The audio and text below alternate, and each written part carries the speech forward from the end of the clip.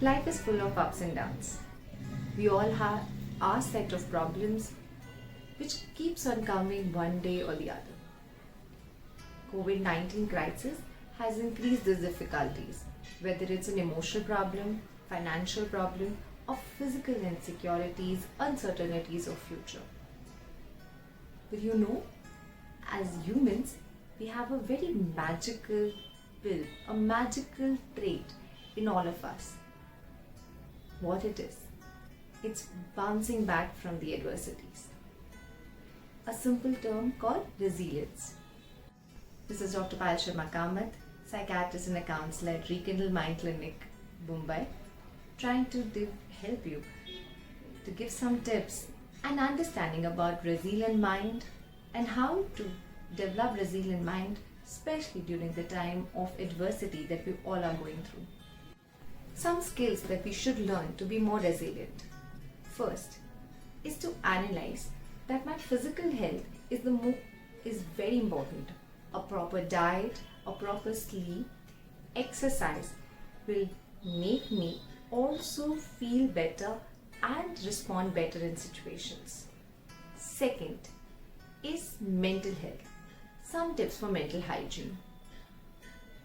Stop overthinking.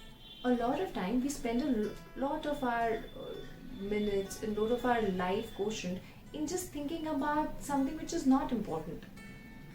So analyzing where and when the thinking is changing into an overthinking which is not important in my life.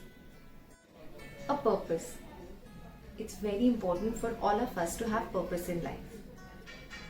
Whether it is a creative thing, whether it's a spiritual activity, or some sort of kindness for others. So these gestures gives us a very optimistic and positive thinking, help us to develop a positive attitude towards life. Keep a journal. Keep a journal where you write all your positive thoughts, the incidents where you have felt really good, things that you're very grateful for. It will give you a more positive thinking. At the same time, also write about the incidents that have made you feel sad, disappointed, angry, and analyze it. Or if you can't, so take some help from people around or somebody as a therapist or a psychiatrist who can help you to realize what kind of patterns are going in your head and how to correct them.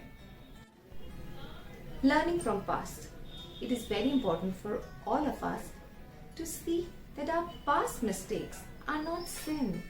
A lot of time we keep on brooding about what happened in the past. Take that as an opportunity of learning that what happened in my past, why I took that decision, and how I was influenced and how the journey was.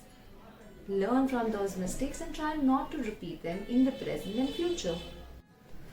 A better narrator. Last and not the least, a better narrator of the stories.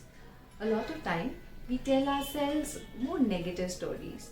We tell ourselves more negative remarks. Why not change it into a more positive way of telling?